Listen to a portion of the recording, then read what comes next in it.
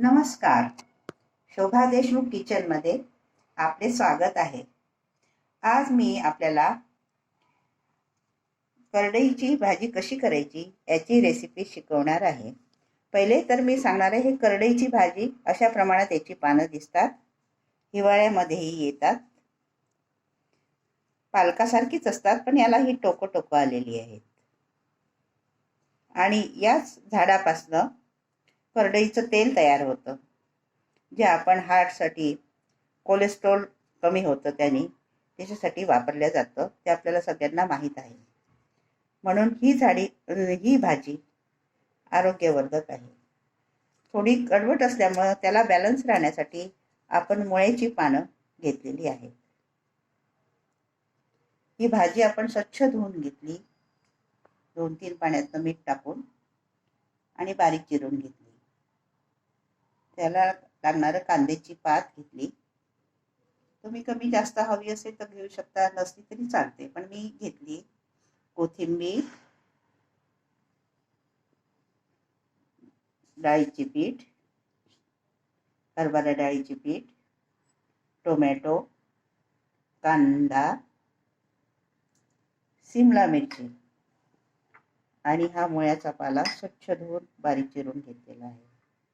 याच्याऐवजी तुम्ही मेथीची भाजी पण घेऊ शकता. आणि हे बाकीचं त्याला लागणारं साहित्य. तेल थोडं जास्त लागतं या भाजीला.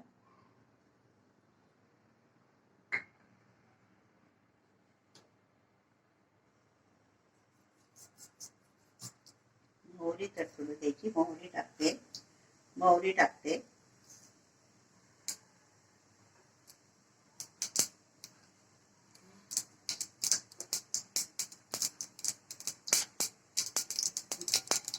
जिरं टाकते.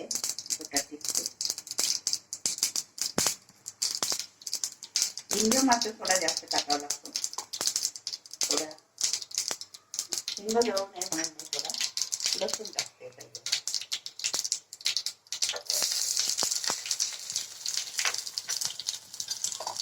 जास्त गरम तेलात हिंग टाकला की जळते. त्या भाजीला थोडं तेल जास्त हवं. पीठ पेरलेल्या भाज्या असतात त्यांना तेलाचं प्रमाण जास्त लागतं. हिंग थोडं जास्त टाका.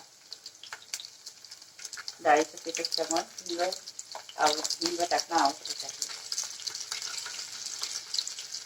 आपला छान लसूण झालेला आहे. आता छान सुगंध सुटलेला आहे. आता आपण याच्यामध्ये कांदा टाकूया. कांदा आपल्याला नीट परतून घ्यायचा आहे. छान सुगंध आलाय लसणाचा, हिंगाचा. मोहरी छान तडतडू द्यायची. छान खमंग फोडणी द्यायची. डाळीच्या पिठाच्या ज्या भाज्या असतात त्यांना फोडणी खमंग असते. हिरवी मिरची टाकते चिरलेली.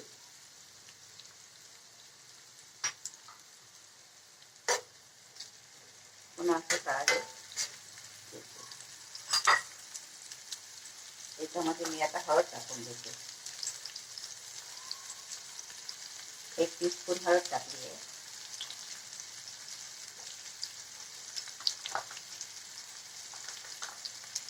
लाल तिखट टाकलंय. आपले बिस्कुट चवीप्रमाणे तुम्ही कमी जास्त टाकू शकता.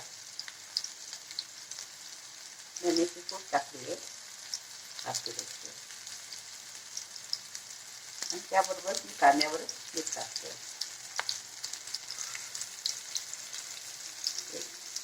आपले बिस्कुट आता पुन्हा परतवते.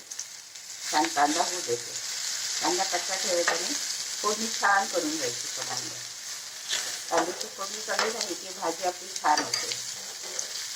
हे बघा छान सुंदर कलर आलाय आणि छान अगदी तडतडतंय. कांदा छान होतोय. कांदा कच्चा राहू द्यायचा नाही. मात्र छान द्यायचं याच्यामध्ये कांदा. या कांद्यावरच मी कोथिंबीर टाकते. आता कोथिंबीर तेलामध्ये टाकायला आवडतं. छान सुगंध येतो भाजीला. छान वाटते भाजी. ही हिरवी भाजी असल्यामुळे त्याच्यामध्ये अजून छान स्वाद लागतो याचा. मी सगळी कोथिंबीर टाकते.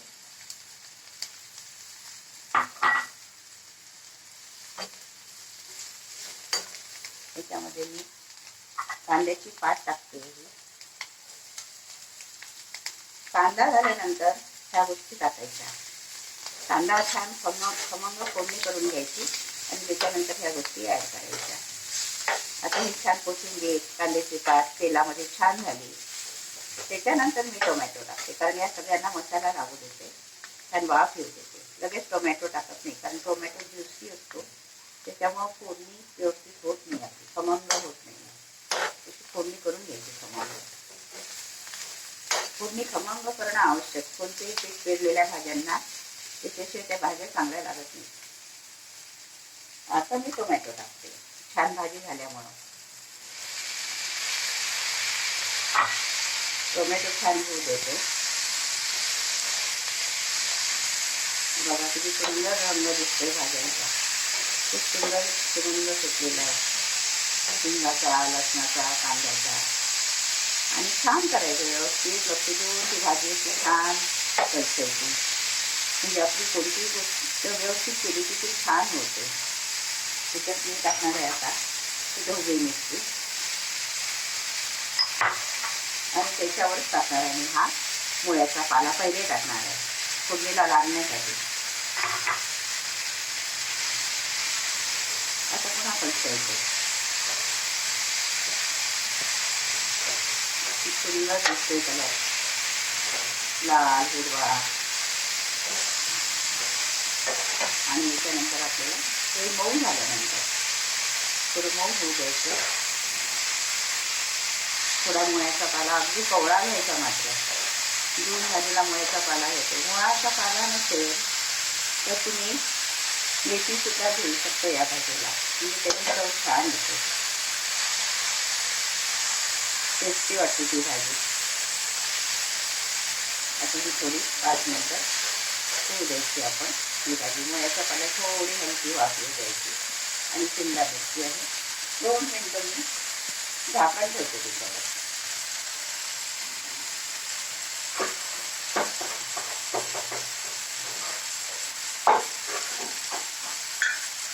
झाकून ठेवले, थोडी वाफ होऊ द्यायची.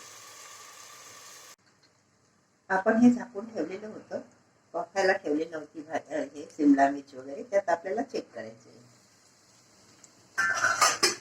हे जास्त मऊ पण नको व्हायला, क्रंची पण पाहिजे, पण सॉफ्ट पाहिजे, कच्ची राहायला नको शिमला मिरची. छान झालेली आहे. आता आपण ह्याच्यामध्ये आणि पाणी पण सुटलेलं आहे टोमॅटोचं वगैरे, छान झाली फोडणी. आता आपण ही करडईची भाजी त्याच्यामध्ये ॲड करूया.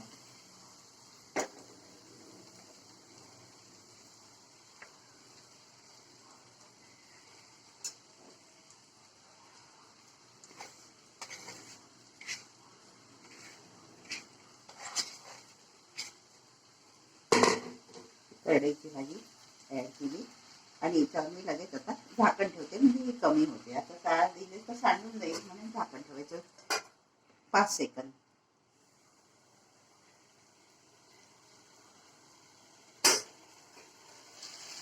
बघा मऊ झाली ती. आता आपल्याला त्याला चालायला ठेवतो. म्हणजे सॉफ्ट पण आहे ती अगदी लवकर होतात, त्याला वेळ लागत नाही भाजी व्हायला. या भाजीमध्ये ए व्हिटॅमिन्स आहे. कोलेस्ट्रॉल मेंटेन करते ही भाजी आपल्या बॉडीमधलं, म्हणून ते करडईचं तेल सगळेजण म्हणतात हार्ट पेशंटला करडईचं तेल वापरा. त्यामुळे अतिशय आरोग्याला उपयुक्त अशी ही भाजी आहे. तुम्ही जरूर करून बघा, तुम्हाला नक्की आवडेल. आरोग्यवर्धक भाजी आहे. सगळ्या घरातल्या लोकांचं आरोग्य ते घरातल्या स्त्री जेवण कसं बनवते त्याच्यावर बरंचसं अवलंबून असतं. तुम्ही हे बघा आणि मला सांगा, माझी रेसिपी तुम्हाला कशी आवडली ते सांगा. हे बघा आता हे आपण पाणी सुटू द्यायचं होतं. पाणी सुटलं की मग याच्यामध्ये पीठ पेरायचं. सध्या नाही पेरायचं, थोडं सॉफ्ट होऊ द्यायचं. ते त्याचं जे देठ आहे ते सॉफ्ट होऊन थोडंसं 5 सेकंद झाकून ठेवायचं.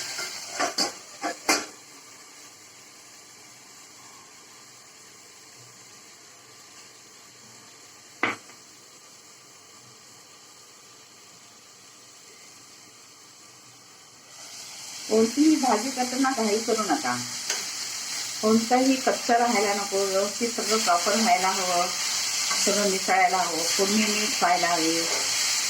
सगळं प्रॉपर पाहिजे. प्रमाणशीर करायला हवं. त्यावेळी ती भाजी खूप छान होते. आता मी याच्यामध्ये बघा की मी आता हे बघते की झालं की नाही आहे. ते देठ आहे हे थोडं सॉफ्ट झालं की नाही आहे हे बघते. झालं आहे. कारण हे एकदम सॉफ्ट होऊन गेलेलं आहे. आणि हिरवाकच कलर आलेला आहे बघा. जास्त खूप शिजवायच्याच पण नसतात पालेभाज्या. त्याच्यामुळे त्याच्यात विटॅमिन कमी होतं. तुम्ही आता मुद्दाम मी तुम्हाला किती डाळीचं पीठ घ्यायचं हे सांगितलेलं नाही आहे. तुम्हाला याच्यात बघायचं किती पसतं ते. त्या प्रमाणात तुम्ही हे पीठ घ्यायचं. गॅस थोडा कमी करा आणि हे पीठ त्याच्यामध्ये असं तुम्ही लावायचं. करायला अगदी सोपी आहे. अजिबात अवघड नाही आहे.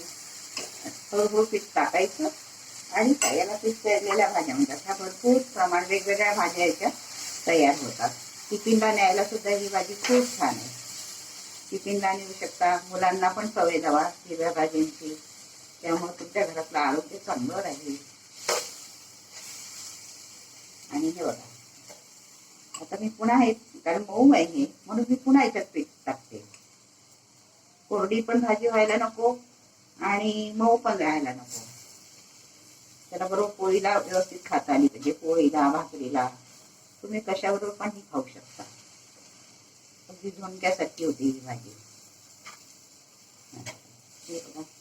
आता इथे पण सुद्धा मस्त पीठ याच्यामध्ये हे मऊ मऊ आहे. आपण अजून याच्यात पीठ टाकूया. आपल्याला कोरडी भाजी करायची नाही आहे. कोरड्या भाजीने जेवण होत नाही. थोडी मऊ पाहिजे भाजी. त्यावेळेस तुम्ही हे टिफिनला जरूर घेऊन जाऊ शकता. अगदी टिफिनची भाजी आहे ही आणि करायला सुद्धा काही अवघड नाही. आदल्या दिवशी तुम्ही तयारी करून ठेवू शकता आणि सकाळी अशी कलसून घेतली की तुमची भाजी 5 मिनिटात तयार. अजिबात वेळ जात नाही या भाजीला. पुन्हा अजून पीठ थोडं कमी पडलेलं वाटतं मला. मी अजून थोडं पीठ टाकते. मऊपणा वाटतो भाजीला. आता बघा हे बरोबर होईल आता प्रॉपर. फक्त पीठ फेरताना लक्ष द्या. जास्त कोरडेपणा येऊ देऊ नका भाजीला. जास्त ओली पण राहू देऊ नका. तुम्हाला कळतच किती पीठ बसतं ते. म्हणून मी पिठाचं प्रमाण दिलं नाही. प्रत्येकाची क्वांटिटी वेगळी आणि त्या पालेभाज्या वगैरे सगळं त्याच्यातलं पाणी नितरू द्या. तुम्ही जर पाणी नितरू दिलं नाही, ओली जर भाजी टाकली त्याच्यामध्ये पीठ जास्त प्रमाणात पचेल आणि ती तुमची भाजी बिघडण्याची शक्यता आहे. त्यामुळे प्रमाणशीरच सगळं पाहिजे. हे बघा आता अगदी प्रमाणशीर झालंय. कुठेही ओली नाही राहिलेली ही भाजी. सगळीकडे पीठ पेरलं गेलेलं आहे. याला आता छान वाफ येऊ द्यायची. वाफ आल्यानंतर ती भाजी आपली तयार. पण वाफ छान येऊ द्यायची कारण हे कच्चं आहे. नेहमी लक्षात ठेवायचं की हे डाळीचं पीठ असतं हे छान झालं पाहिजे. ते झालं नाही तर ती भाजी चविष्ट तुमची लागत नाही. हे आता छान याला वाफ येऊ द्यायची मंद आचेवर. आता मंद आचेवर वाफ आली तरी चालतं. ही 5 मिनिटं छान आरामात वाफेवर ठेवा.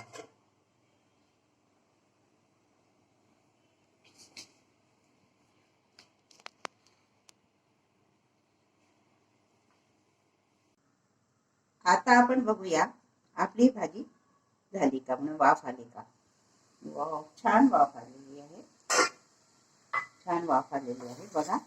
ही भाजी कोरडी पण नाही आणि मऊ पण नाही. सगळं पीठ छान सगळीकडे लागलेलं आहे. पीठ प्रत्येक भाजीला लागलेलं आहे आणि छान शिजलेली पण आहे. वाफ आलेली आहे. सुंदर भाजी झालेली आहे. तुम्ही करून बघा.